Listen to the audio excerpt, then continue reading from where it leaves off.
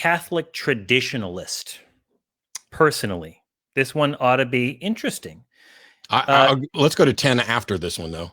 Okay. Claims that he can get, or they can get Matt to prove that God exists by asking a few questions. I hope they define God, because if all they're going to do is define God as my bottle of Coke Zero, I already acknowledge it exists. How we doing, Catholic traditionalists? Hit us up, CT. What you got? Hello. How you doing? Hello. Can everybody? All right. Yeah, we can hear you. Can you hear us? Okay, great. Okay. Yeah. You got some questions. What do you got? Ask Matt, is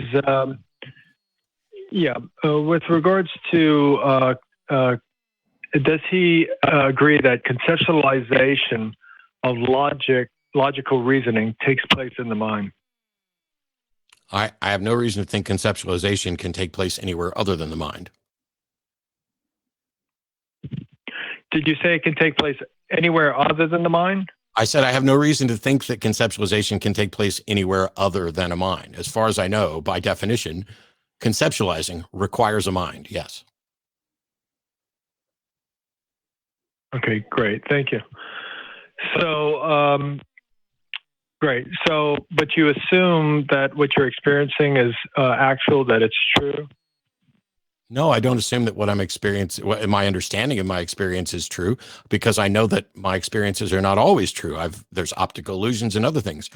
If all you're asking is, do I assume that generally, as a general rule, my senses are reliable, then no, I don't assume that either. I am convinced that my senses are reliable as they can demonstrably be. Like my eyesight isn't as good as it used to be. But we can measure that. So, okay. Do you assume that you're speaking to me right now? No, I was not speaking to you at the moment that you said right now, but as I'm speaking to you right now, yes. Yeah, I mean, are we having a conversation? Do you assume we're having? I don't know. I'm speaking to you. I answered that question. So you're assuming that, correct? I'm not assuming it. I know that I am speaking to you. Oh, so then you're claiming that you know that what you're experiencing is true. Is that your position? No, I'm not. So I'm saying I am aware. I know. I am cognizant of the fact that I am uttering forth words directed at you. What's the point? So, you keep going to that word, I went to that word exactly one time, and I didn't use it. I didn't use the word know in a sense of epistemology, but in the sense of awareness, which I explained when I went to this. Have you got a fucking flow chart in front of you that you're consulting where you're going to try to trap me because you're failing? Yeah. Do you even lift, bro? No, I just want to make sure that your position is that what you're experiencing, or what you claim to be experiencing, that you know that it's actual and it's real. Is that your position? Oh, no. Okay, so are you assuming that it's actual and real, even though you don't know? Am I assuming that what? See, you are so unclear. What is it that you think I'm assuming? What? I thought you were just going to ask me a series of questions. Yeah. Well, I am asking you, and you say it's yes, but they're so you haven't defined terms, and you're so sloppy that it's not even clear what the subject is. Yeah. So let's do this.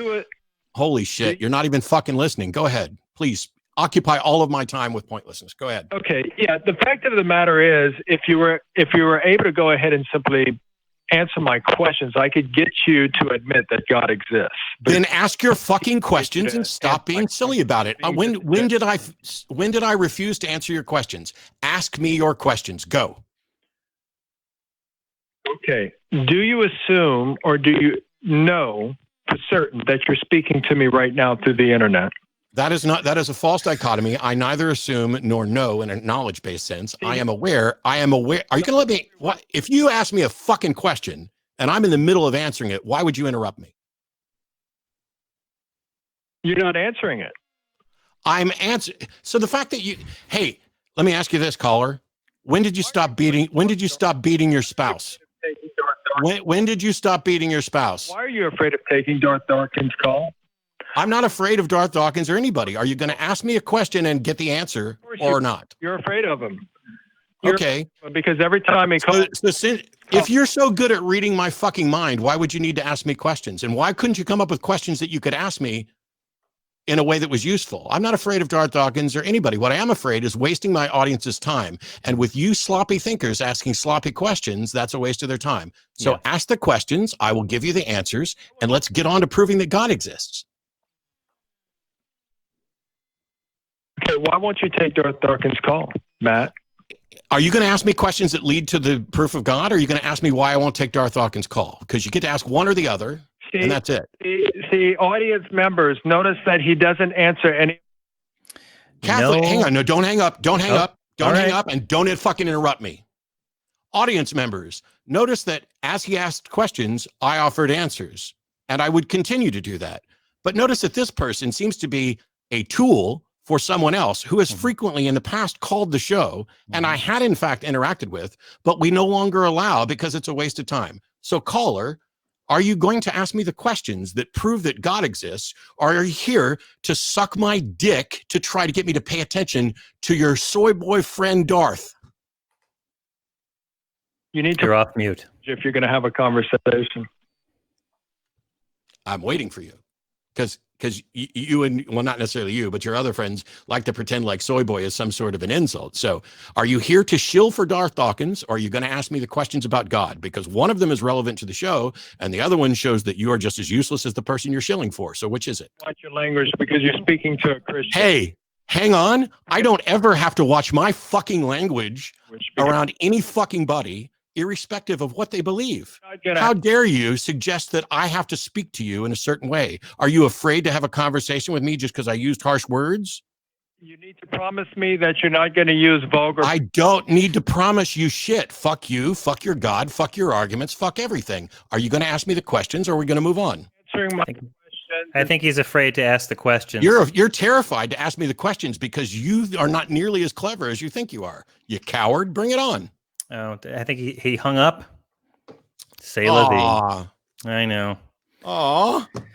I thought you were going to prove God. I thought proving God was the important thing. Here's the reason why I did all that, by the way, for the people who don't know. I already posted a video about this the other day.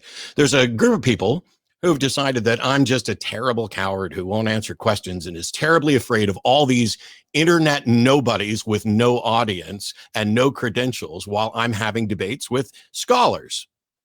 And so what they've decided to do is suggest that, oh, well, Matt's just a coward. And so if I can just call in and ask Matt these very specific questions, I can prove God. Well, the point of those questions, as sloppily phrased as they are, was to suggest that I believe something that I do not have a justification for. And if they would have started the call by saying, Matt, are there things that you believe that you don't have a justification for? I would have said, yes. That's it. The big trap that Mr. Smarty Pants McSmarterton there was trying to get me in was to trap me into saying, yes, I have beliefs that are not justified. Congratulations. If you guys were smart enough to ask the right question, you could have had your answer instantly. But instead, you had to tap dance around. And when I wasn't following the script that Darth Dawkins gave you, you little puppet, he's got his hand right up your ass, moving your mouth with whatever script you've got, and it didn't go the way you wanted. So now all of a sudden it's Matt's afraid of Darth. Matt's not afraid of anybody. What Matt's afraid of is wasting the audience's time. So let's not.